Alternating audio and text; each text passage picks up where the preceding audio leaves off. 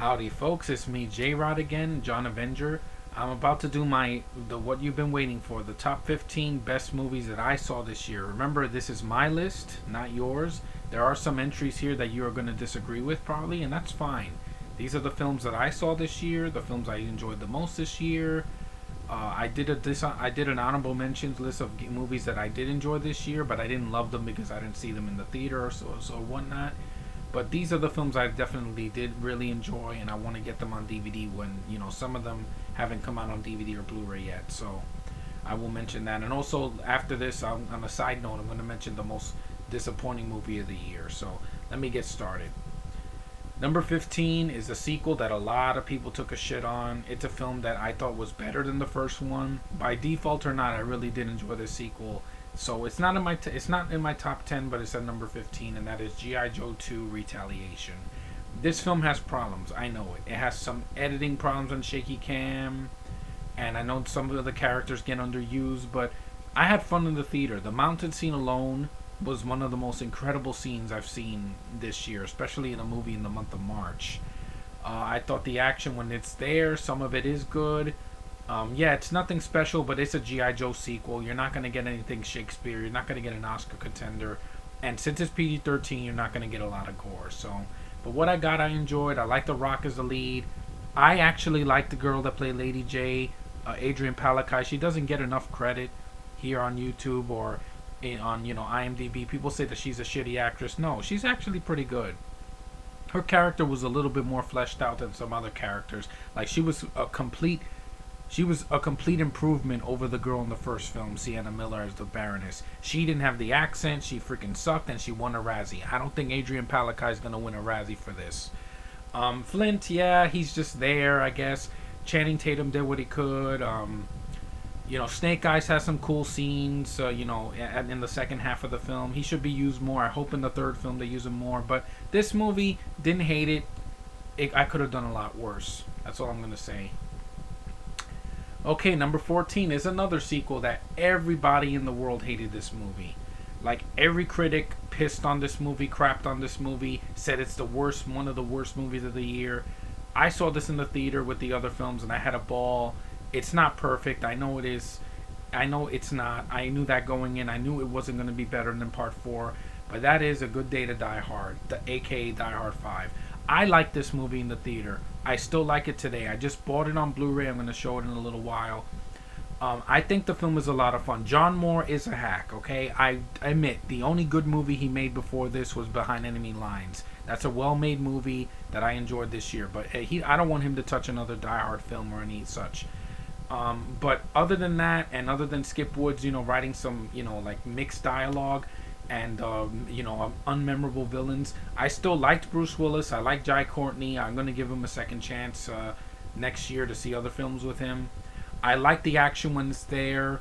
I like the R rating. I like the fact that you have some pretty cool shots of Russia. I did laugh at some of the things that Bruce Willis said. Some of the humor works for me. It's short and to the point. It's not 2.5 hours, so no one on YouTube can say, oh, this movie's too long or it's too short. I'm like, for a Die Hard film, it could have been 2 hours, but then we have more complaints. I think that the film has a lot of merits to it. I don't think it's the worst action movie of the year. No freaking way. I mean, I saw R.I.P.D.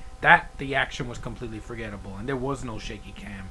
But this, the CGI didn't bother me that much. I liked John McClane saying "Yippee-ki-yay, motherfucker" at the end. That was missing in Part 4.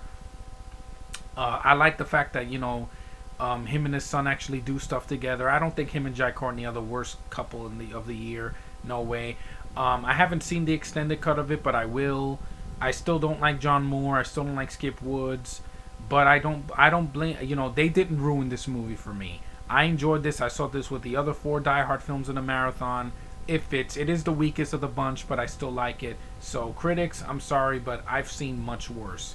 The Host was more boring than this movie will ever be. I'll take an R-rated film that has action over a sci-fi film that has nothing. So there, I'm defending this movie. I liked it. Okay, number 13 is another film. This is a film I know Rambaref did not enjoy. I know Mike did not enjoy this film. I know a lot of critics hated this movie. I know that we're expecting a lot of this world. How I see films is I just want entertainment. I don't want anything big. because Avengers gave me the biggest fix of my life, and nothing is gonna top that until the sequel. This film, I like it despite its flaws. It can do better in a sequel, and I know the Godzilla reboot will be better, but it's Pacific Rim. I like the film. I know it has a lot of flaws. Yeah, Charlie Hunnam is not the best lead. I did like the Asian girl. I love Asian women, okay? I have been in love with Asian women since I saw Godzilla films as a little kid. I don't know what it is. I'm just drawn to them. I love the way they talk. I love the way they look. I love the way they fight. It just gives me a thrill, you know? I did like Ron Perlman with what he had to do. He didn't do much. Charlie Day made me laugh. He made me laugh more here than in Horrible Bosses. I did not care for them in that. The British guy's just there. The visual effects are stunning. The robot fights, yeah, they're short, but they're sweet. Okay, in a sequel, I guarantee you they're not going to set up the characters. They're just going to go do the robots fighting monsters or whatever. Who knows? It could be these robots fighting Godzilla. That would be the most epic movie of all time. And let's face it, this movie, I'd rather see again to see Transformers 4 next year. Because Transformers 4, I don't think it's going to be that promising. I really don't. Mark Wahlberg is in like everything now. I don't mind him, in some films like Two Guns, I like them in, but I don't think he belongs in a Transformers film. But anyway, Pacific Rim, I don't think Guillermo del Toro did a bad job. Yeah, some of the characters could have been fleshed out more, and there could have been more badass moments. It's PG-13, what can you do? I saw this movie for $1, so there's no way I was gonna be like, I paid $15 and I got ripped off. No, the monster fights, when it's there, I can see what's going on, and it was enough for me. I didn't need an hour and a half of monster versus robots. It would get too tedious after a while. But anyway, I'll defend the film. I like the film. There are better films, but this wasn't the worst thing I saw, so I give it a thumbs up, despite its hate. Okay, number 12 is an action movie from the beginning of this year that I actually did enjoy. I know Ramborat's probably going to put this in his list. It's The Last Stand with Arnold Schwarzenegger. This is his best film of the year, no doubt about it. Sabotage, I think he's doing it next year. I'm actually looking forward to that more than Escape Plan when that comes out on DVD, because I skipped Escape Plan. That's not in my list, don't worry. But The Last Stand was very solid. Yeah, the first half of the film is mostly with the car and that freaking Mexican guy going over, speeding, and it's about Forrest Whitaker. But when Arnold's there, he kicks ass. The movie's very R-rated. The second half of the film, he does things that I did not see coming. Like, he blows a guy's freaking ear off. How could you hate a movie like that? That Arnold, I think he shoots under a bus and then the guy's ear comes off. I was like, holy shit, that was awesome. It deserves a mention in this list because it was a really fun movie, especially in January, a month that there are crappy films left and right in that month, especially next year. I, Frankenstein, I'm not seeing that, but this movie, it'll kick the crap out of I, Frankenstein. Arnold, it was great to see him again on the big screen in an R-rated fashion. I like Jamie Alexander in the film from the Thor film. She's beautiful as always. Louis Guzman, he had some moments that were pretty cool. It had some cool humor in it. A lot of gore, a lot of carnage. The second half of the film is worth having the DVD for. I still don't have it, but I will soon.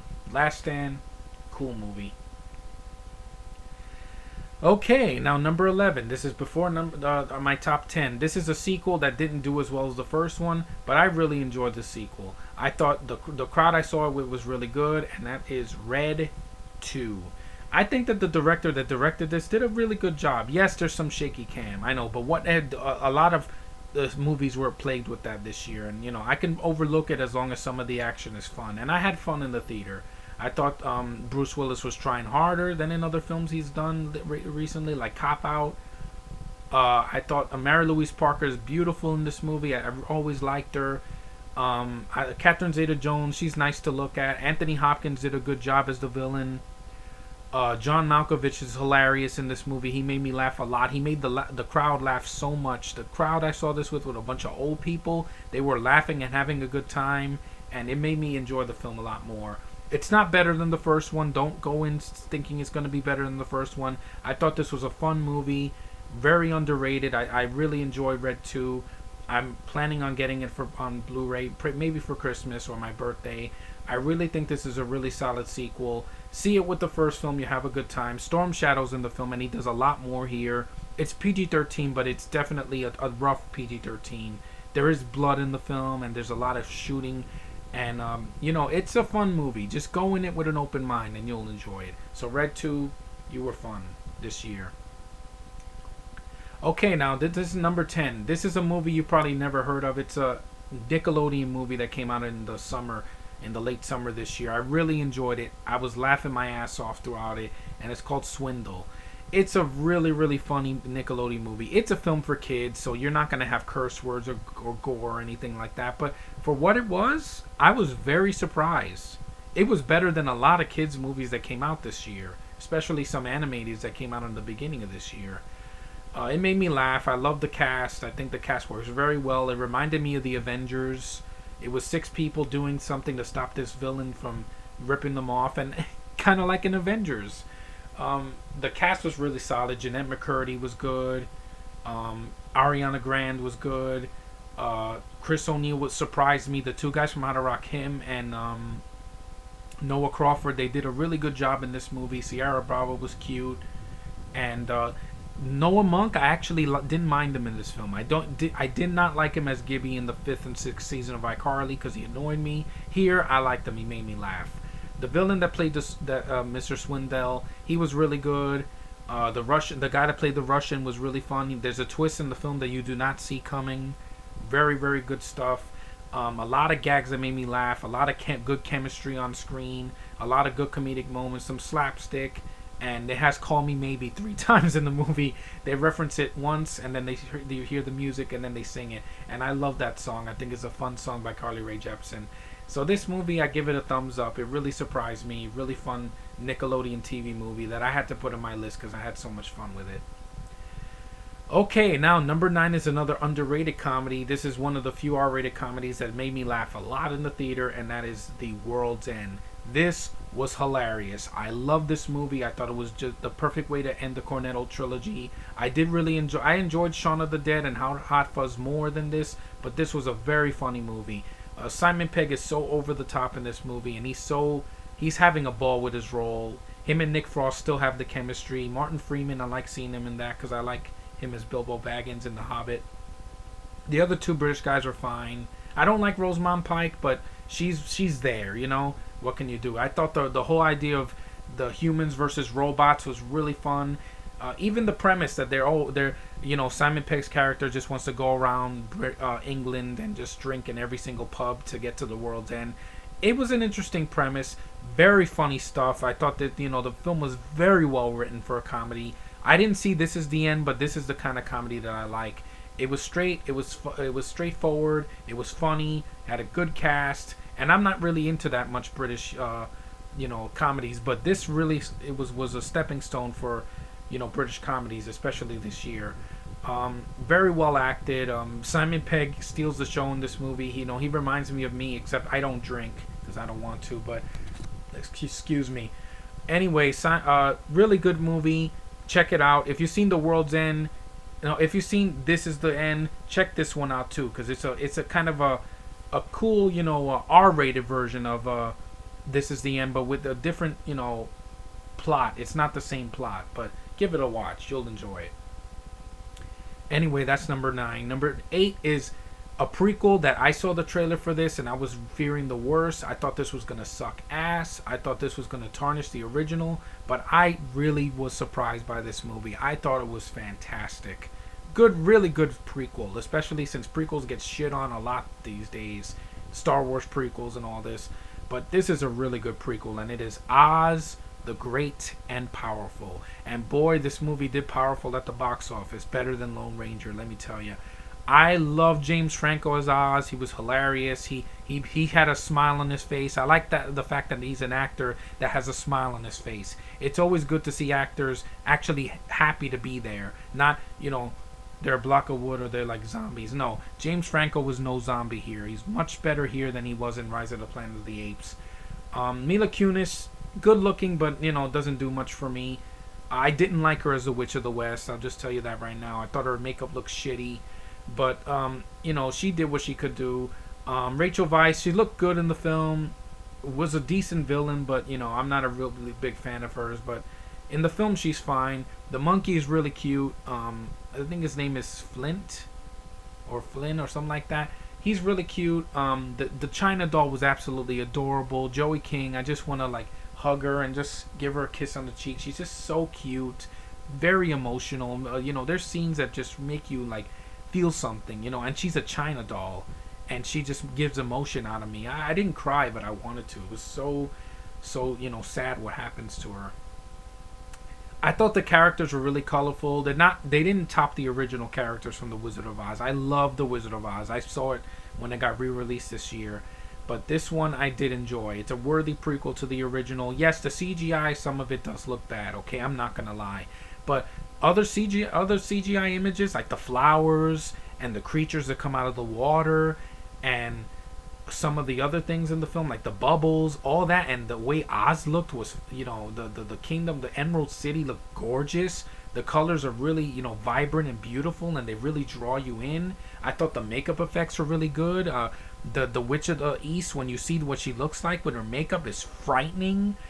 There's some scenes that made me jump out of my seat. The scenes with the flowers attacking the Oz and the rest of the characters. Really intense stuff for a kids movie. For a PG movie, this movie got pretty dark, but it was entertaining. That's what I was looking for, entertainment. And I was dreading the worst for this prequel, but I liked it. Who knew that a prequel to Wizard of Oz would actually be decent?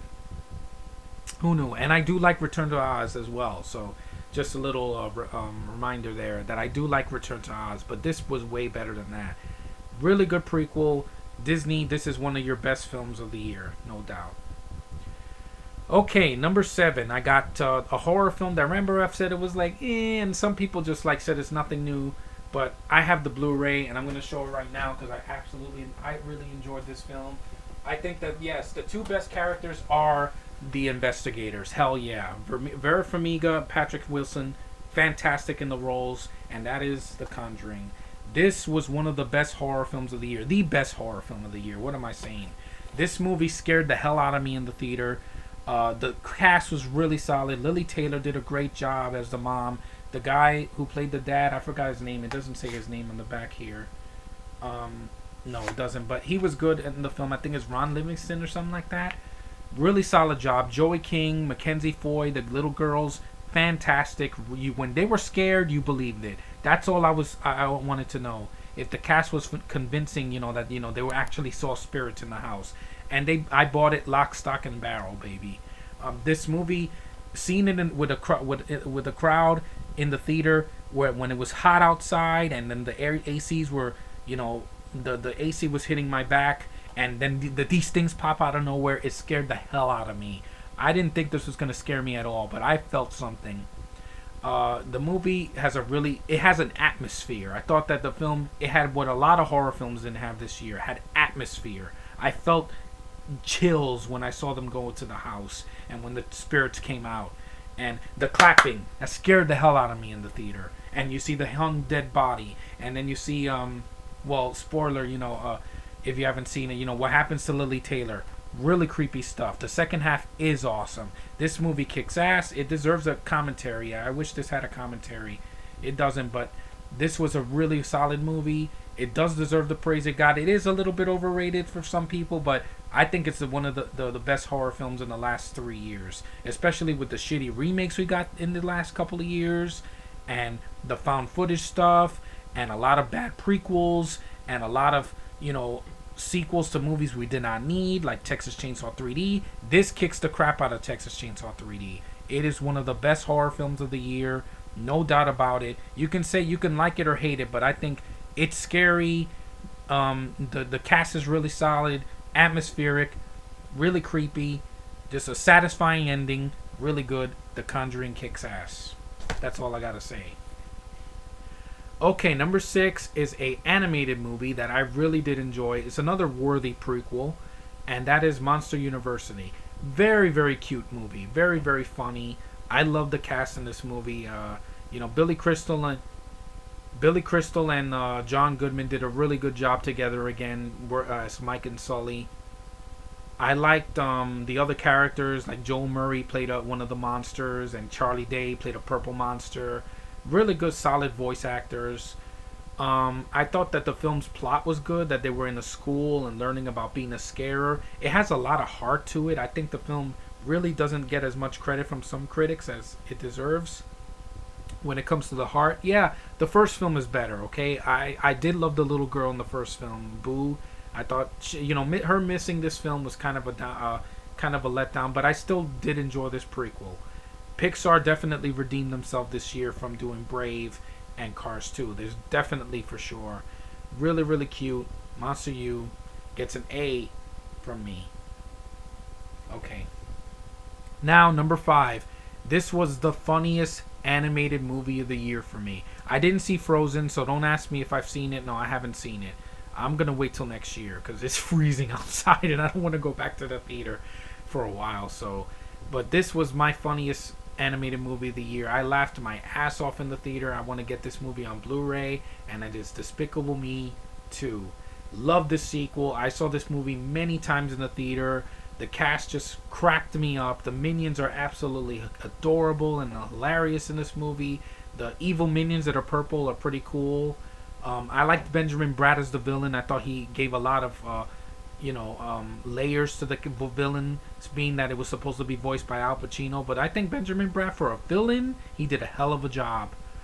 Steve Carell is hilarious in this movie as Gru. He just killed it in this movie. Kristen Wiig, oh my god. This woman's voice is just so sexy. Oh my god, I can't tell you how sexy this woman's voice sounds. Anything she says is just with this very sultry and feminine voice. And she was hilarious in the movie. She steals a lot of the film. She has all this energy that I just love in a woman. I just love that. And she really fit in this film a lot more than in the first film as Miss Hattie in the first film. Here's Lucy. She killed it. Awesome job, Kristen Wiig. You have my support. I love you in this film. I'm going to see more films with you because I love listening to your voice. I just love it, love it, love it. I seem like I'm creaming my pants, but hey, if you had a thing for women that have beautiful voices too, you can sympathize with me. Anyway, the movie is really good. I love the sequel. Was worth the 3-year wait. I can't wait for the prequel coming out in 2015 with the Minions. It's the Minions prequel, How They Met Gru, and then a third film. So more Minions to come. These little yellow guys are awesome. Love the sequel. I give it 2 thumbs up. Best animated movie of the year by far. Hell yeah. Okay, now number 4. This is a sequel that got the same response that Spider-Man 3 got. I know this sequel is not perfect, people. I knew it was not going to be better than Avengers. Nothing will. Trust me. But I enjoyed this film. Robert Downey Jr. did a great job, and it has a lot of moments in the film. So that is Iron Man 3. Yes, sue me. I enjoyed Iron Man 3, okay? I thought it was better than Spider-Man 3. At least there weren't 3 villains in the movie. At least I can't count. It was actually 2. But anyway, it has flaws. These are my 3 biggest problems with this movie. 1 is Guy Pearce. I did not like him as the villain. People can say, oh, he was one of the best things in the film. I don't care for Guy Pearce as an actor. I'm sorry. He was too over the top in this film. Him looking like Edward Nygma in the beginning of the film and then saying, I am the Mandarin. I'm like, no, I'm sorry, Guy Pearce. Your American accent sucks. Stick to your British accent. You can't do a good American accent to save your life. Lockout, if that was that's a prime example right there. His American accent can't save a movie.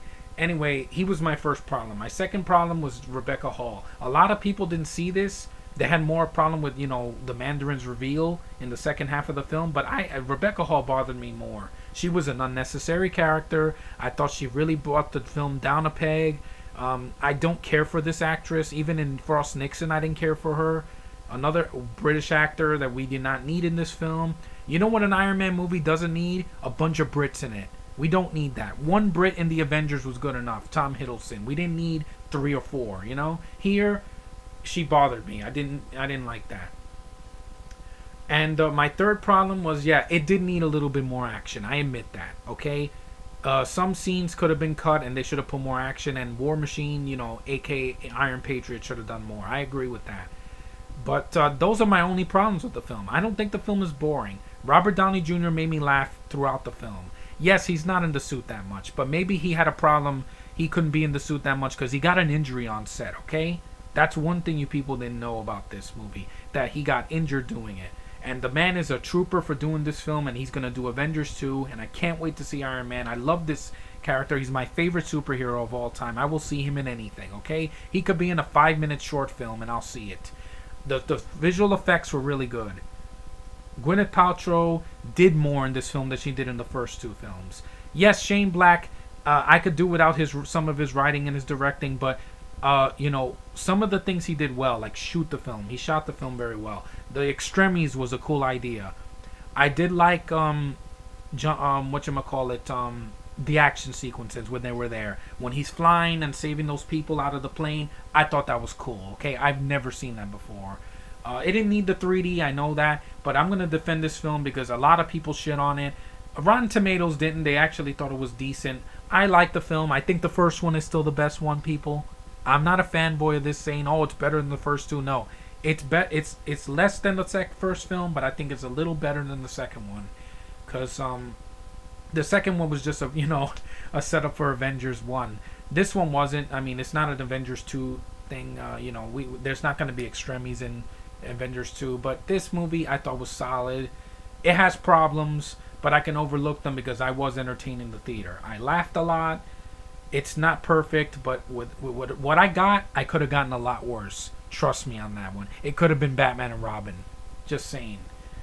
Anyway, that's number 4. It's not my number 1, so just be grateful for that, all you haters out there. Anyway, number 3 is a movie that I saw yesterday afternoon. I thought this film was fantastic. I love the scale of this film. It's way better than the first one, and that is The Hobbit, The Desolation of Smaug. Wow, this sequel kicked ass. I thought this movie was much grander than the first one. The acting was much more solid. I liked Legolas and Tariel, I think her name is, the girl, Evangeline Lilly, that played the female elf. Really solid job. I think she's beautiful in the movie. She looks like Princess Zelda. Kind of reminds me of that. Oh, I need a breath of fresh air. I think that the action sequences, when they're there, you can actually see what's going on. When you see heads be cut off in this film, you see arrows going through people. You see a lot of brutality in the film, despite the film being very long. So if you don't like movies that are over 2.5 hours, don't go see it. If you love the Lord of the Rings films and you like the Hobbit, the Unexpected Journey, see this. You're not going to be disappointed. It's much better paced than the first film. I miss Gollum not being there, but Smaug, the visual effects on him look fantastic. I thought the dragon looked absolutely awesome. The way his wings looked, and when he breathed fire, and the face, and Benedict Cumberbatch's voice was freaking solid. I thought his voice kicked ass in this movie. It was very haunting. When he got loud, you can actually feel it. You can feel the tension in your stomach. Martin Freeman still kills it as Bilbo Baggins. I think he's freaking awesome. The dwarfs are pretty cool. I love the references to Lord of the Rings. I love the way these films are shot. The locations are gorgeous. The score, I like the first Hobbit film score better, but the score, it's passable. I think the film has a lot, a lot of the visual effects are improved on. It has a lot of CGI, I know, but it's an epic, fantasy film. What are you going to do? Anyway, there were some things I didn't care for in the film. Like, I didn't like this in Lord of the Rings, and I don't like it here. I didn't like reading the subtitles. I don't like reading subtitles for too long. It just gets very boring. I had to read it, and like every time the orcs would talk, I had to read subtitles. Every time the elves would talk in some scenes, I had to read subtitles. You don't really need that in the films. If I get this film on Blu-ray, I'm gonna fast forward those scenes because they're not needed. It's just fan service because the people know that in Lord of the Rings they speak that other languages. Anyway, the movie was a solid sequel, one of the best sequels of the year, no doubt about it. And I thought this film was worthy of seeing in the theater. I'm going to see the third one next year along with the first two again. And that is for sure. Awesome job, Hobbit 2. You were awesome. Now, my top 2. Number 2 was one of the best experiences I had in the theater this year, despite it being in the second half of the year. This sequel I thought was freaking awesome. They did a lot of improvements over the first film, and I was gushing about this film like a month ago. But that is The Hunger Games: Catching Fire.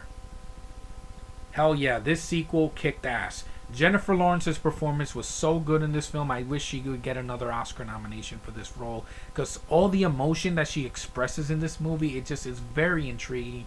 It got me invested in the character. I thought her performance really carried the film a lot. She made the other actors, the veteran actors, look good as well. Like who else? Elizabeth Banks and what's his face? Woody Harrelson and everybody else.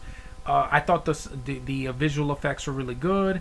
It didn't have shaky cam like this, like in the first film, which kind of bothered me. This one didn't have it. The action sequences where they're there, they're really memorable, and I thought that the way there's a lot of markout moments in this movie. You have Joanna Mason, who was played by Jenna Malone, absolutely gorgeous in this movie. I love looking at her. Yeah, she's very kind of underused in the film, but when she's there, oh my God, you remember it.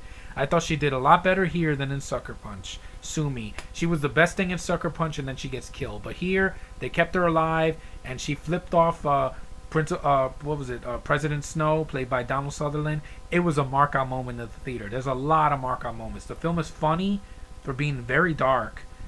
It had a lot of moments that I just was like in awe. I was like, what? And the film was very well. It's long, but I didn't feel it. I thought it went at a very fast pace in the second half. It really picks up once they're in the games. It just goes, and it's on fire, and you see everything, and it's so brutal. What happens to these characters, Peeta and Finnick. Finnick was really cool. I thought he was very funny. Sam Claflin, I think his name is. He did a good job. He was likable. He really fit well in the sequel. The new cast members I enjoyed, like Amanda Plummer and all this, and all these other people. But I don't want to talk about this film for an hour, so I'm just gonna say I love the sequel. I can't wait till this is on Blu-ray. Awesome movie. I know people will say it's overrated. The movie's boring. It has no action. It's an action movie. I see it more as a sci-fi thriller. Because on Wikipedia it says sci-fi adventure thriller. It does have action in it though. The Katniss shooting the arrows, awesome stuff. Love the sequel. Can't wait to get it on Blu-ray. It's one of the best sequels of the year by far. In this sort of disappointing year of sequels that they were kind of like meh. But this one kicked ass. Go Hunger Games! I can't wait for Mockingjay next year. And this is my number one. I know a lot of people will probably put Gravity or the 12 Years a Slave or something like that. I didn't see those films, so they're not on my list. This sequel kicked ass. It was worth the long wait, the 2-year wait, and this was actually better than Iron Man 3. And it didn't get the flack that movie got. And that is Thor 2, The Dark World. Awesome sequel, the best sequel I saw this year. It's very fast paced. It has a much faster pace than the first film, much more action. Yeah, the girl that plays Darcy, Kat Dennings, she kind of can get on your nerves because she treats it more like a comedy than a sci-fi, a fantasy action film. But she's tolerable. I've seen more annoying characters in other films, and I love Chris Hemsworth in this role. He owns it. Every time he swings a hammer, you feel it. Or when he throws the hammer, he's very intense. He's very emotional. He's very, very solid in this role. He was born to play Thor. And at the end of the film, when they said Thor will return, I got goosebumps. I'm like, oh my God, I can't wait for Avengers 2. And that's how I got in the theater. Anyway, Natalie Portman, love her. I've been in love with this girl since 1999 when I first saw her in The Phantom Menace. Yeah, sue me. I was 14. I loved her in that, and I will love her until the day I die. She is fantastic in whatever film she's in, even if the movie's not great. I love looking at her. She's beautiful. I think she's very talented. In the movie, they give her more to do than in the first film. I love the first film too, don't get me wrong. I think the first film was really good. This sequel, though, the action was much more grand. Malekith, yeah, is a villain that's here and there, but the makeup looks really good on him. The visuals are fantastic here. Asgard looks beautiful. I think a lot of the sequences there are really cool. I like Lady Sif that they give her a little more to do in the first half. And of course Loki, he's a scene stealer. This guy cracked me up throughout the film. So the cameo with one of the Avengers is really funny. It was the best moment in the film. When that happened, I was like, yeah, baby, I love seeing that guy. And when you see the film, you're gonna know what I'm talking about. I love this movie. It's my favorite movie of the year. I don't think any Marvel film next year is gonna beat this. Avengers 2 is gonna be great also, but Cap Winter Soldier I'm looking forward to next year. But this movie kicked ass. It's my favorite movie of the year. I can't wait till this is on Blu-ray. Thor: The Dark World, for the long wait we had to wait for this movie, it was well worth it. I give it 2 thumbs up. I liked it better than the first one, but I still like the first one. The story is better in the first one. I give it that. But this movie was a solid sequel. It did not disappoint me. But now that I'm done with my best gushing over these films, which I loved, now I'm going to say the most disappointing movie of the year. This is a movie I walked out of. I could not finish this movie. It was so boring. I was falling asleep at the wheel. And I know Mike OCP Communications did a rant on this movie. It was a horror film that was supposed to come out back in 2011. And I did not like this film. And I won't finish it until maybe next year. And that is You're Next. Yeah, I don't know why this movie was even released this year. It was such a disappointment. It could have been cool. If it had a faster pace and less bickering and a lead that wasn't freaking foreign, I think the movie could have worked. But it was just a slap in the face. It's very boring. It's very generic. It has no momentum, no atmosphere. The kills are dull. The movie, I've seen better slasher films in my sleep. The Conjuring was way better, and it's not even a slasher film. I thought this movie was just dull. The crowd was not into it at all. I walked out and I just couldn't take it. So that movie disappointed me so much, and I will never watch it in the theater again if they re-release it or something. I wouldn't watch this movie if it was free at Coney Island. That's how disappointing it was. But hey, that's my opinion. What do I know? Anyway, guys, I hope you watch this video.